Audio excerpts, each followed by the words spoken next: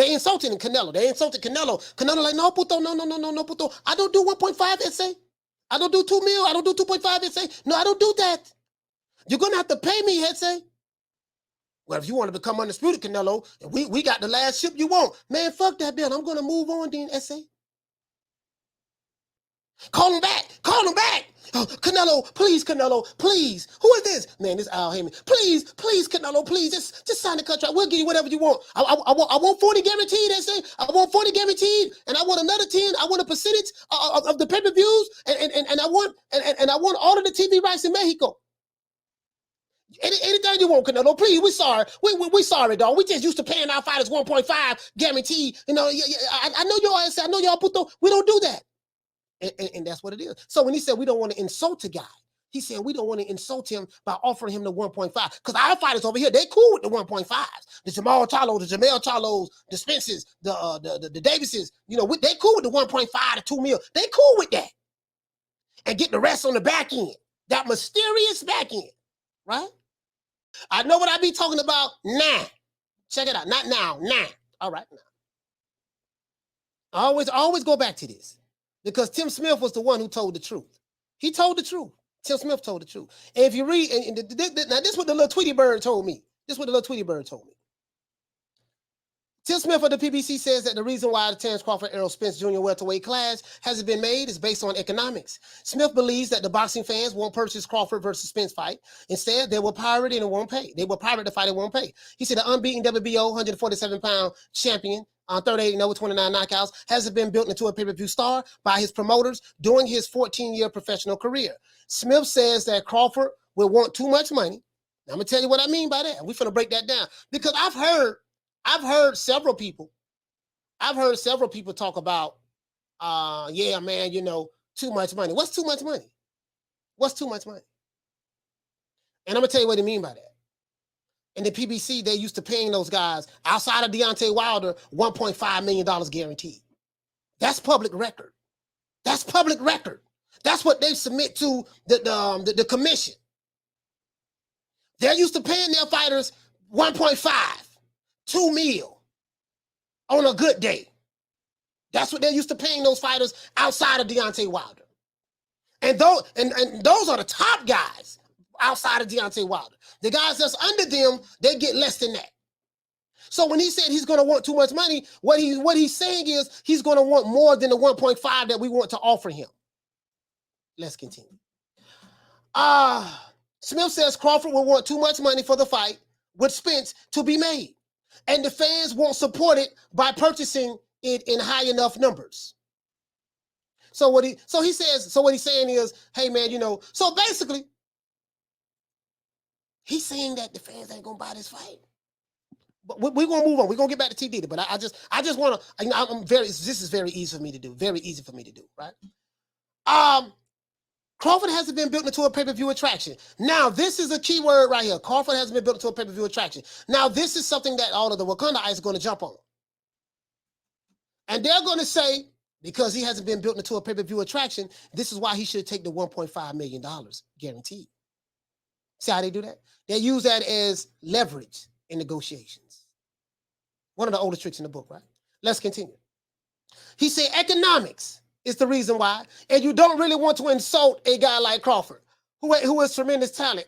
Now, why did he say economics is the reason why, and you don't want to insult a guy like Terence Crawford? How are you going to insult him? We want to offer him $1.5 million that we normally offer our other fighters, $1.5, $2 million.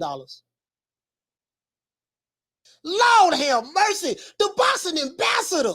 Oh, boy, you dropping gems today, dog. Oh, you dropping gems today. The boxing ambassador, what you said, fam? What you said, fam?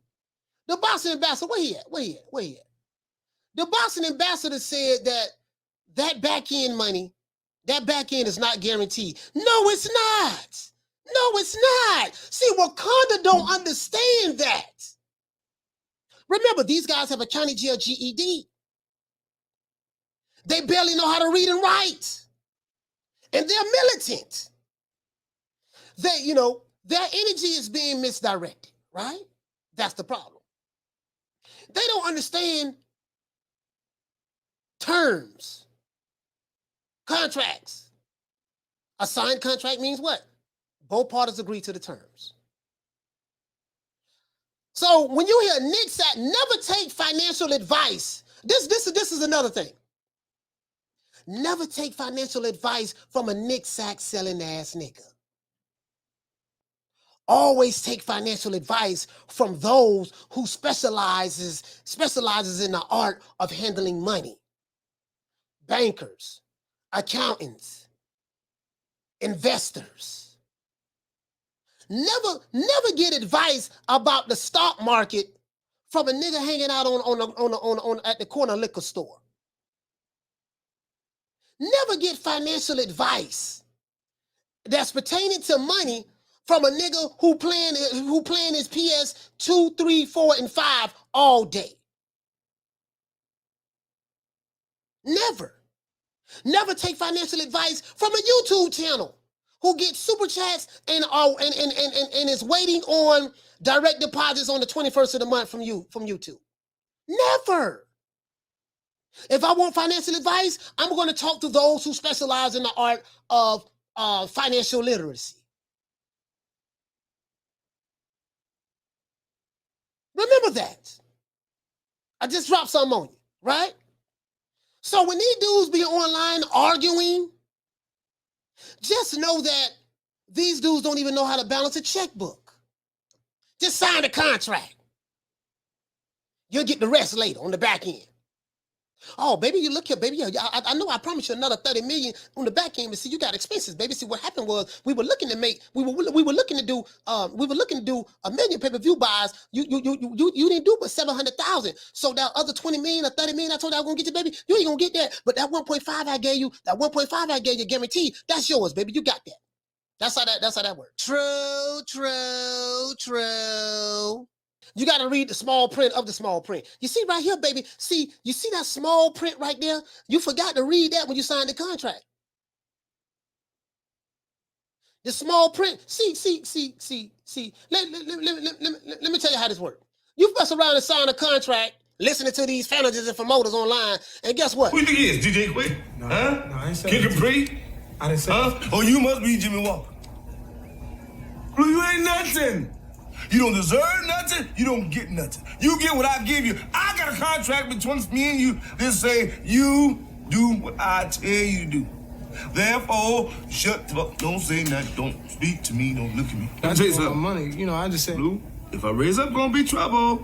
Trouble. I'm walking off. Oh, if I raise up, it's gonna be trouble. Now walk it off. Sign the contract. Don't worry about the terms. Bro, hey, SP, that killed me, dog. That kills me. That's what kills me. Sign the contract. Sir, okay, well, what are the terms of the contract? What? Don't worry about the terms. Just sign the contract. Sir, the terms matter. The terms are what makes the contract. The terms are by far the most important part outside of the signature of the contract. The contract is an agreement between two parties. So I got to break this down to the Wakandaites. A contract, when you have a signed contract, this is for Wakanda, because we know they got that county jail GED. So for all you guys who got the county jail GED, who barely know how to read and think 1 + 1 = 3, this is for you guys. When you go to talk, just notice when you come over here to me, arguing about contracts, right? In purse splits, understand that terms are mean everything in the contract. If the terms are favorable to both sides, then you have two halves to the equation. Then one guy may sign because he got terms that's favorable to him. In order to get the other guy to sign, he has to have terms that's favorable to him also in the contract. Once you sign the contract, that's a signed agreement that both parties have mutually agreed to the terms. That means fighter A and fighter B are both happy. No fighter is going to sign a contract if he doesn't have, unless he chooses to. That's going to be, so like you could be signing the Don King contract. And we know Don King is notorious. Yeah, baby, you just signed this contract. We'll put in the particulars. We'll fill in the particulars later. Next thing you know, you signed a 21 fight contract with Don King, and you agreed to fight for a whole head cheese sandwich. Just understand that. I just want to let you kind of ice understand that, right? Counter jail GEDs. I just want you to understand that the terms are everything. Everything. You wouldn't know nothing about that, especially if you haven't read your employee handbook, and that's if you got a job. You know, I know they don't have contracts when you sell a Knicks sacks in the hood, but I get it. Man, I'm out of here, bro. Let's go.